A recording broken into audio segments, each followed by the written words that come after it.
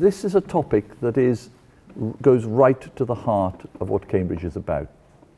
I mean, David gave a brilliant introduction on what Cambridge in Africa can do. Do you know, I would agree with everything he said, but for one word. It's okay.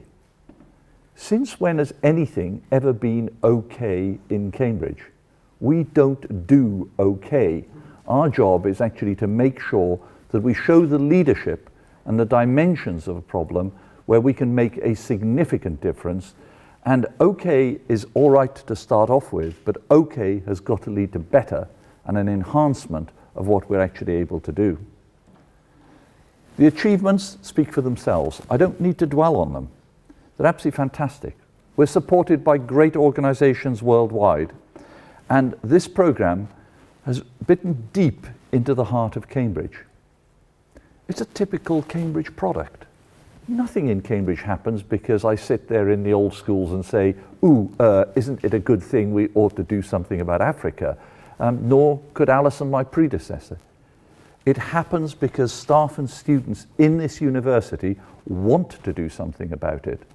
And the role of the university, frankly, is to catalyze their efforts to enable them to make and to achieve the goals that they set for themselves.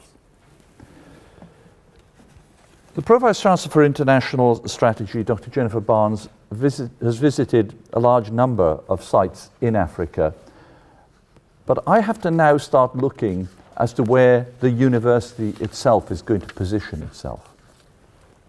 Projects and programs are fantastic, but we all know they have a finite time, which is dependent, whether we like it or not, on the funding that's actually available. And in the usual Cambridge way, you've been fantastic about obtaining funding. You know, I always equate Cambridge academics to being the best robber barons on the sea, and if there's money on the sea, they'll find some way of getting it. But the university's got to do something more. We have to ask ourselves two questions. Why are we doing this?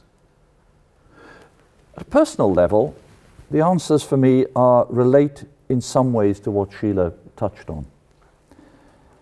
I was given this wonderful opportunity in 1986.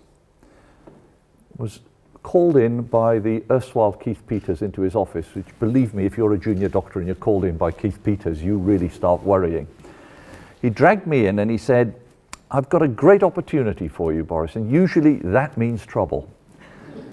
The opportunity is, I want you out in the Gambia in 7 days' time. So I said, why? And he said, well, look, the doctor's fallen ill there, the only consultant physician in the country. They desperately need somebody to look after the hospitals up and down the river. So I thought, okay. My mind was whirring, and I thought that I would really frighten my wife when I got home. I know she'd been planning that weekend to go back to West Wales, where we hail from. And I was going to say, when she said in that usual way, oh, are you ready to go next week? No, I'm not, because I'm off to the Gambia. Wives have a strange habit of really surprising you. Because when I said that, what she said is, you've talked about it long enough, why don't you go and do it? And it's a challenge that is really important, because it's a challenge that drives you to engagement with a problem instead of just flitting around on the surface. And that is what our academics do in this area. And it gets under your skin in the healthcare area. I can wax lyrical about it and talk about it, but at the end of the day, you deal and work with communities who want to work with you. It is amazing what you can achieve, even if the resources are limited. And that has never left me. So even though my day job is looking after the university as a whole, I do two things. One of the areas that I'm particularly involved in is I chair the DFID Research Advisory Board, which is how DFID invests its money on research. And this works with the Chief Scientific Advisor, and I took that on when I was leaving the research councils. And there is a strategy for the developing countries in relationship to research. As always, it's never widely talked about, but there are three thematic areas which relate to the speech that I actually gave in Monash. It's health, agriculture, and education. And that triad has not been chosen by random or thinking why those three matter. It's chosen because at the lowest economic unit of a village or elsewhere, if you do something for one of those areas and ignore the other two, you actually will have failed because the system is holistic at that economic unit level. I'll give you a straight example. If you happen to have tuberculosis, you'll pull your kids out of school in order to increase productivity because the agricultural yield will have fallen down. Without the yield from agriculture, you have got no spare resource to actually invest in thinking about anything else. Similarly, if the crops fail, your health will actually not do very well, and at the same time you will try and enhance the yield by pulling kids out of school so their education fails. Making a difference in any of these three areas will make a huge difference to Africa. Food. I'm always told there's more than enough food on this planet. Well, great, it's in Europe and North America. The amount of carbon we'll have to use to get that food to particular sites is so great, we'll destroy the planet in the process. So we need engagement in country to actually enable farmers to increase their yield. And they will have to do so with dwindling water resources. If we don't tackle it, I'm sorry, I can see my grandkids getting involved in nasty little wars up and down, not big campaigns, but nasty little wars over a watering hole as a resource gets scarce. It's totally understandable that those interactions will happen. It is in our interest as a country, as Europe, and as academics to make sure that we actually engage with these problems on the ground. And that's what we intend to do. Pauline Rose, who's recently joined us here in the Faculty of Education, and I can't quite see with the lights here, she may be in the audience, but do challenge her. She wrote what I think is one of the most influential reports I've ever had the privilege of reading. She made a big mistake. She came in and gave me a copy of this report. It's about 400 pages. The trouble is, I have a habit of wanting to read these if people give them to me. But in essence, that report makes several fascinating observations. If you could just educate girls to the level of upper primary or early secondary education, you will cut maternal mortality, childhood mortality, without any additional investment in the healthcare sector. If you can actually enhance the quality of teaching in schools, that is more than and better than building more schools. What they've been able to show is the class size is less important than the quality of the teacher that's actually engaging in this. So supporting teachers, ensuring that we can play our part in building a cadre of individuals who can raise aspirations and raise all of those activities is something we as an institution, I'm going to say it, I believe have a responsibility to do, not just something that is nice to do. That concept of responsibility is one I kept on echoing through the October 1st speech this year. Responsibility of a university that claims to be global like Cambridge is a responsibility to others.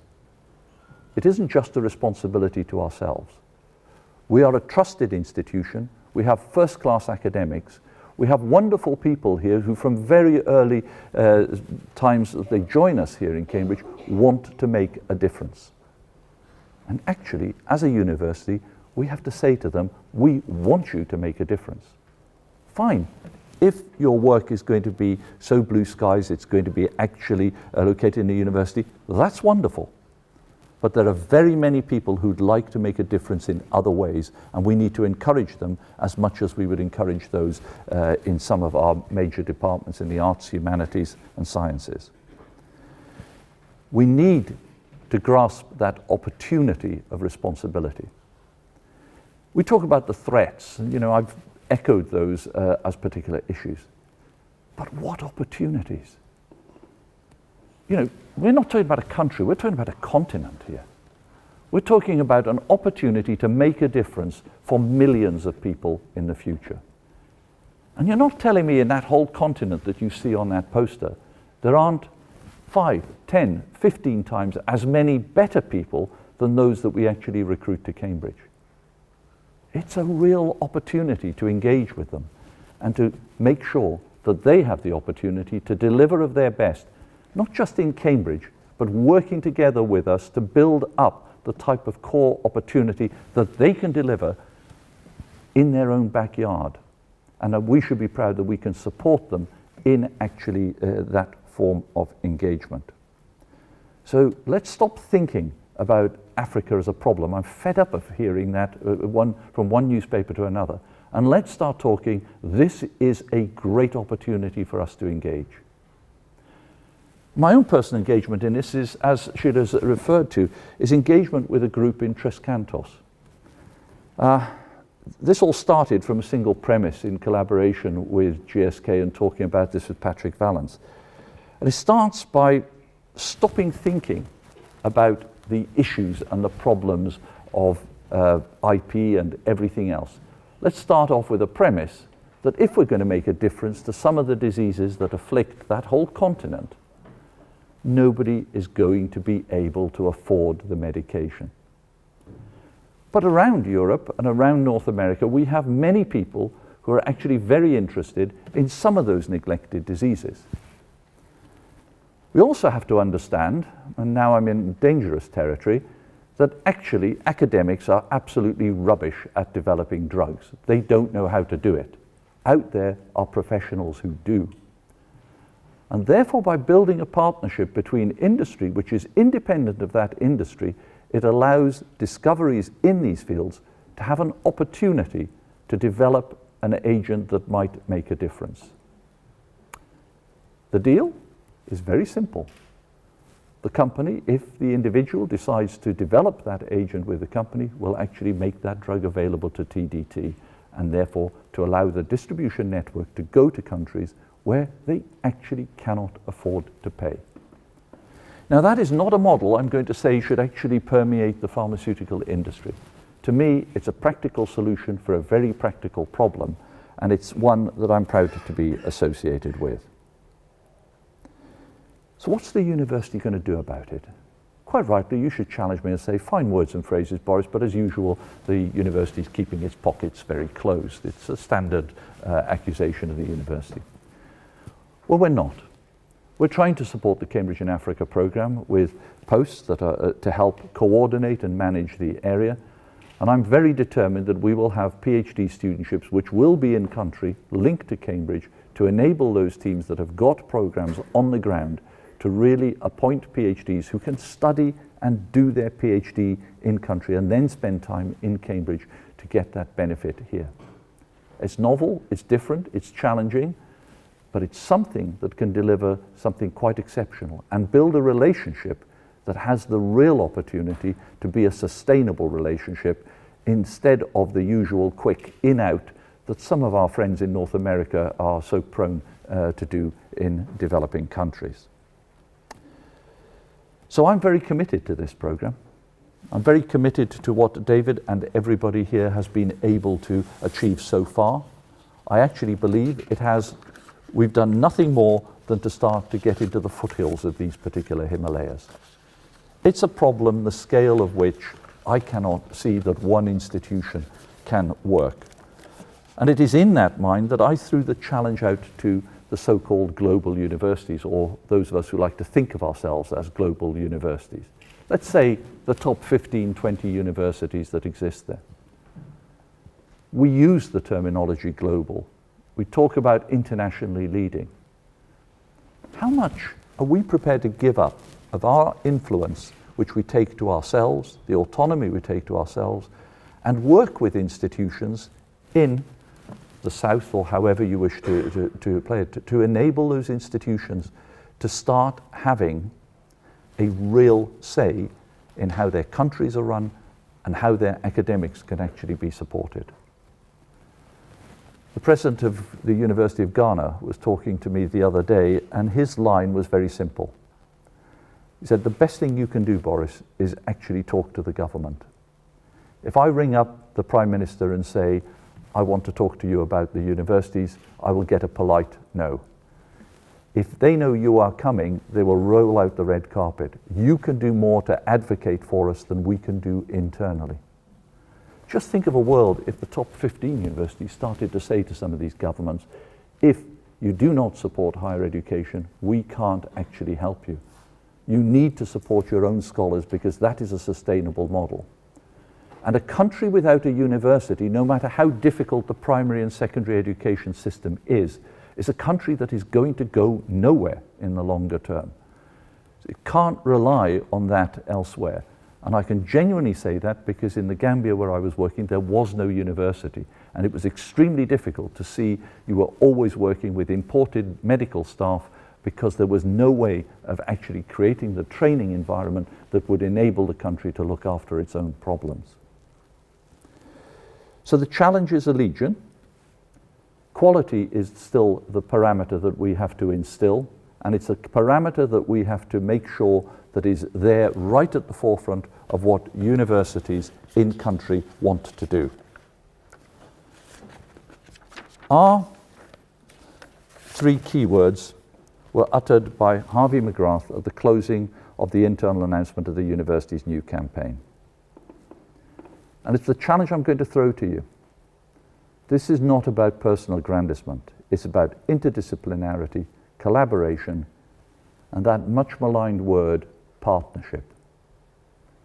Partnership is not being better than your partner. Partnership is working with your partner. A collaboration of equals, people who can contribute in different ways to the solution of a problem. I had the privilege of working with Richard Sykes, and he always used to have a saying, there is no such thing as partnership. His view was it was a takeover by one side or t'other. You would know that he was quite renowned for his attempts at takeovers. But he's wrong.